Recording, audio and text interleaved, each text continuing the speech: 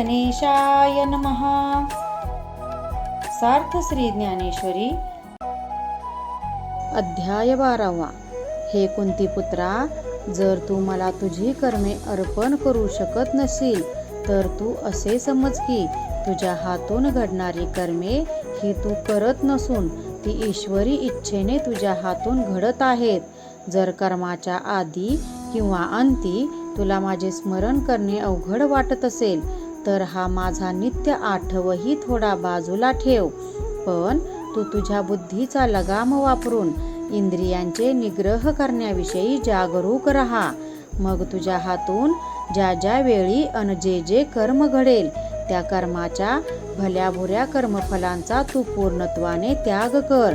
ज्याप्रमाणे वृक्ष आणि वेली आपल्या फळांची आशा अपेक्षा स्वतःसाठी न धरता त्यांचा त्याग करतात, त्याप्रमाणे तू सुद्धा तुझ्या हातून घडणाऱ्या कर्माचा फलत्याग कर।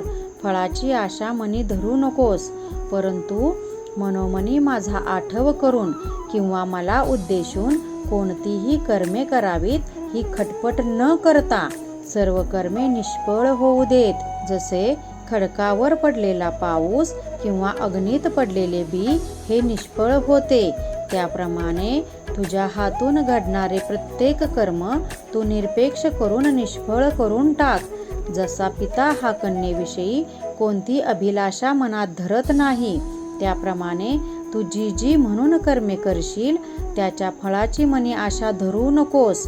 ज्याप्रमाणे आकाशात उंच झेपावणारी अग्निज्वाला व्यर्थ जाते, तशी कर्मापासून मिळणारी फळे व्यर्थ जाऊ देत। हे पार्था, कर्मे तर करायची, पण त्यांच्या फळाची मात्र आशा करायची नाही। हा मार्ग जरी फार सामान्य आहे असे वाटत असले तरी तो एक श्रेष्ठ योग आहे। ज्याप्रमाणे वेळूचे झाड एकदा व्याले की पुन्हा वीत नाही, त्याप्रमाणे कर्मे करून त्यांचा फलत्याग केला म्हणजे ती कर्मे पुनर्जन्मास कारणीभूत ठरत नाही। परिणामी अशा कर्मफलत्यागी भक्तांची पुढील जन्ममृत्यूच्या फेऱ्यापासून सुटका होते। पण अर्जुना, एक गोष्ट ध्यानात घे, अभ्यासाच्या पायऱ्या चढत गेले की ज्ञानाची भेट होते। ज्ञान साधनेच्या मार्गाने ध्यान साधता येते।